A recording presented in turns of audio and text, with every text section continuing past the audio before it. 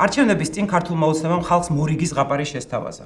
იყო და არა იყო რა, იყო ერთი კეთილი ბიზნესმენი დავით ხიდაშელი, რომელმაც საქართველოს მოსკოვიდან ტოპოგრაფიული რუკა ჩამოუტანა და ჩვენი ქვეყანა ტერიტორიების დაკარგვისგან იხსნა. არ შემიძლია მადლობა არ გადავუხადო დავით ხიდაშელს. დათო ხიდაშელი, რომელმაც ეს რუკები მოიპოვა. ეს კაცი ჩემთვის არანაკლები ქველმოქმედია ჩემზე და არანაკლები პატრიოტი და არანაკლები დამსახურება ქვეყნის წინაშე. ამ ზღაპრის ბოროტი გმირები ივერი მელაშვილი და ნატალია ილიჩოვა არიან, რომლებიც რატომღაც ჩვენი ტერიტორიების გაყიდვას აპირებდნენ და ამ განზრახვაში მათ ხელი კეთილმა ოცნებამ შეუშალა. ვინ არის დავით ხიდაშელი? 1965 წელს საქართველოში დაბადებული დავით ხიდაშელი 80-იან წლებში რუსეთში მიემგზავრება და იქ მოღვაწეობს. 2007 წლიდან ის იკავებს უმსხვილეს რუსულ საკომუნიკაციო კომპანიაში აღმასრულებელი ვიცე-პრეზიდენტის თანამდებობას. პარალელურად 2009 წლიდან მაღალთეონებობას იკავებს ბერძნულ საკომუნიკაციო კომპანია ინტრაკომში. სინამდვილეში ბერძნული კომპანია ინტრაკომი 2006-დან 15 წლამდე რუსული კომპანიას სისტემას ნაწილი იყო. ოღონდ ამაზე ოდნავ მოგვიანებით. რატომ არის ეს მნიშვნელოვანი? რას წარმოადგენს რუსული სისტემა და ბერძნული სინამდვილეში კი რუსული ინტრაკომი? 1993 წელს დაფუძნებული სისტემა რუსეთის საკომუნიკაციო ბაზრის ერთ-ერთი ყველაზე მსხვილი კომპანიაა. მისი ბორდის თავმჯდომარე და საკონტროლო პაკეტის მფლობელი ვლადიმერ ევტუშენკოვი პუტინთან დაახლოებული ოლიგარქია. მეგობარი არის ვლადიმერ ევტუშენკოვი, რომელიც ვიცნობ 30 წელიწადზე მეტია.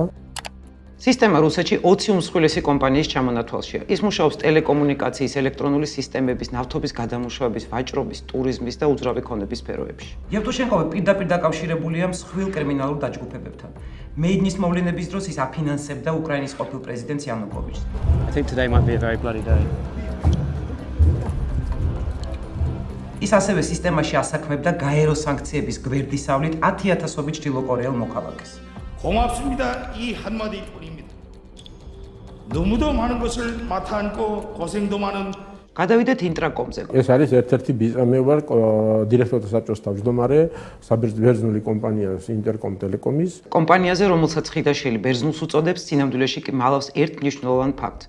ეს კომპანია 2006 წელს რუსულმა სისტემამ იყიდა.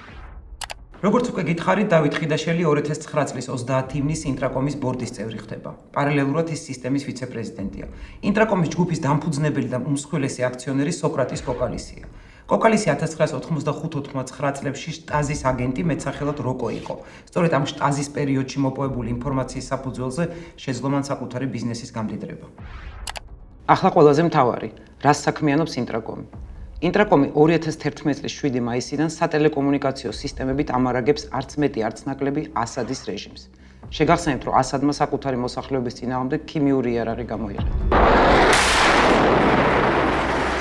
Activists blame a barrel bombing by government forces. ინტრაკომის მხრიდან ასადის დახმარება მას შემდეგაც გრძელდება, რაც რეჟიმის წინააღმდეგ სანქციები შემოიღეს. თან სანქციები არა ზოგადად, არამედ კონკრეტულად სატელეკომუნიკაციო სისტემების წინააღმდეგ იყო შემოღებული. ინტრაკომის და სირიის რეჟიმის მიმოწერაში საუბარია სანქციებისგან თავის არიდების მექანიზმებზე. შეერთებული შტატების მხრიდან ნებისმიერი ელექტრონული კომპონენტის მოწოდებაზე აკრძალვის შემოღებასთან დაკავშირებით უნდა ვიპოვოთ ალტერნატიული გამოსავალი. ამ დროისთვის ორი შესაძლებლობა გვაქვს. მოძებნეთ ალტერნატიული მწარმოებელი ასეთის არსებობის შემთხვევაში. ამოიღეთ ეს კონექტორები მიწოდებიდან. ამ ინფორმაციის გახმაურების შემდეგ ინტრაკომა ასადის რეჟიმთან ოფიციალურად შეწყვეტა ურთიერთობა. ეს არის დავით ხიდაშელის სამსახური. თქვენ ხედავთ, რომ მისი ბიზნესი პირდაპირ დაკავშირებულია კრიმინალთან, ორგანიზებულ დანაშაულთან, ტერორიზმთან და რუსულ სპეცსამსახურებთან. და ეს არის მისი საქმიანობის ბოლო 20 წელიწადი. დავით ხიდაშელი ამბობს, რომ ის შვეიცარიაში ცხოვრობს და თავს წარმოაჩენს ევროპელ ბიზნესმენად. ცხოვრობ ბოლო 25 წელია შვეიცარიაში, ქალაქ ჟენევაში. ვარ ბიზნესმენი. აქ ის არ იტყუება, ის ნამდვილად შვეიცარიაში ცხოვრობს, კერძოდ ჟენევაში, ოღონდ ამ ადგილს რუსული სოფელი ქვია.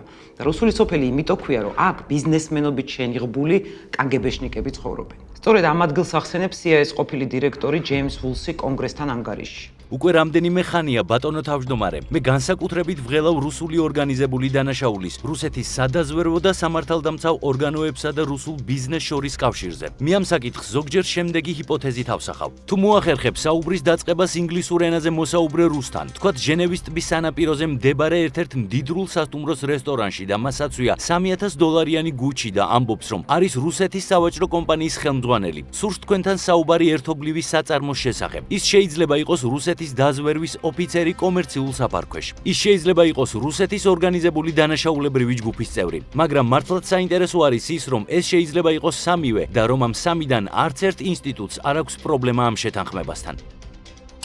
დროა დავფიქრდეთ, რა შეიძლება იყოს ასეთი ბიოგრაფიის მქონე ადამიანების განზრახვა. კარგად ჩანს, რომ ეგრეთ წოდებული გარეჯის საქმე, გარეჯის კი არა რუსული საქმეა, რომელიც ივანიშვილმა შესასრულებლად ღარიბაშვილს დაავალა. აზერბაიჯანთან ამ საკითხის მოლაპარაკებებით გადაჭას სწორედ ესეთი რუსული გეგმები უშლის ხელს.